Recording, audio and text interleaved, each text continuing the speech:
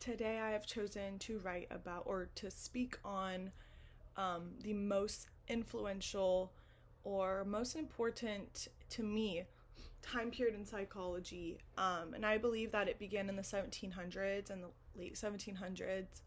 Um, what I want to speak about is how people with mental illnesses were conceived before where we are today, before we were educated and psychology kind of taught us what it was.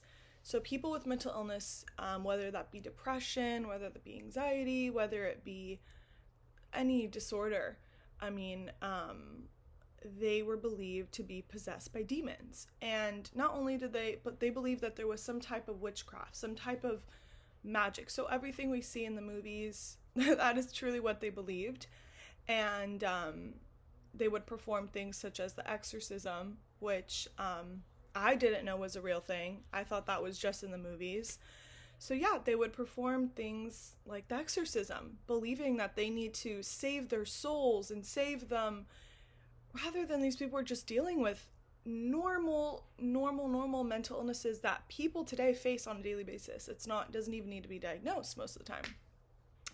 So I want to talk about how Felipe Panel, I might be saying his name wrong, he argued for more humane treatment for people with mental illnesses. And he was a French psychologist, I believe, and this was all being taken place in Europe, and he was just, he kind of stood out and said, like, no, that's not, these people with mental illnesses, we don't need to perform the exorcism, pretty much.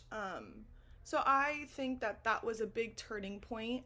And fast forward to the 19th century, Dorothea Dix, I believe is how you say her name, she changed the United States for the better, of course. She also came out just as Felipe did, and because these people were treated with horrible care, it's crazy. So she opened the first asylum in the US, which is awesome.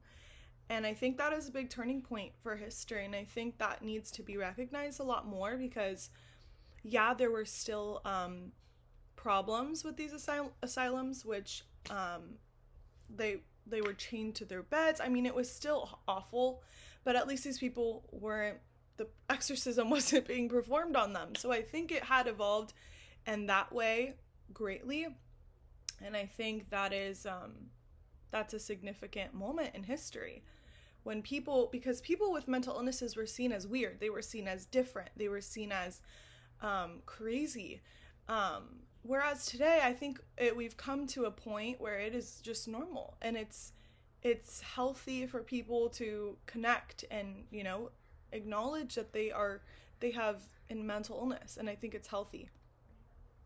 So they said, according to the book, about 10,000 people were killed because they believed that these people were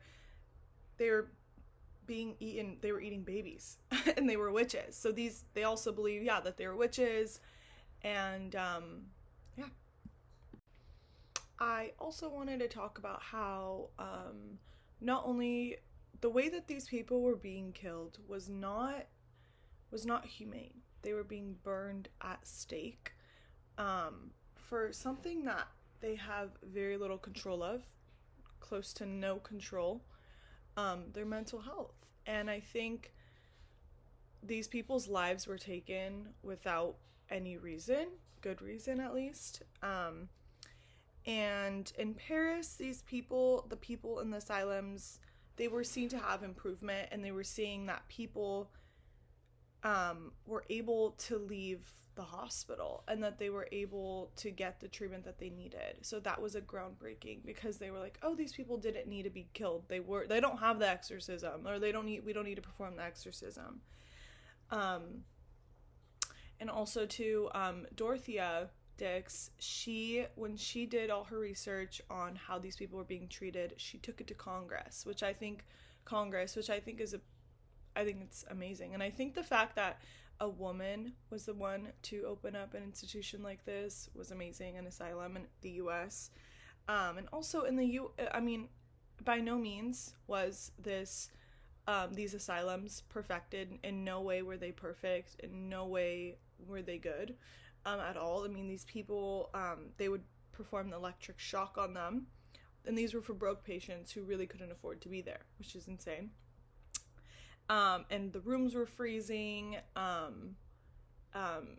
Yeah, so I mean, the treatment was awful. They were freezing.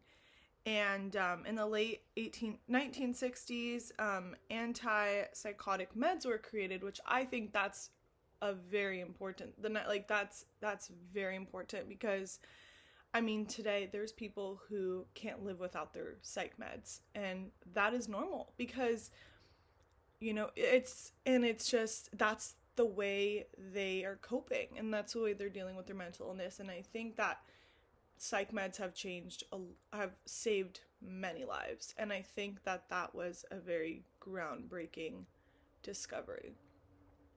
So yeah, and they noticed it was helping tremendously. I mean, the rates were, I mean, a lot better, obviously.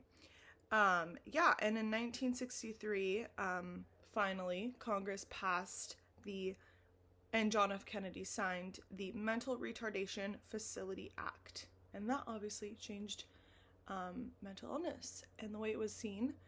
And also, we started to see deinstitutionalization in the US.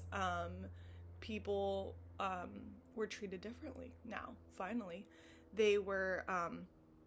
These inhumane acts were going away. They were treating people correctly. People were being able to, there were more asylums. They were treated better. They were in local communities.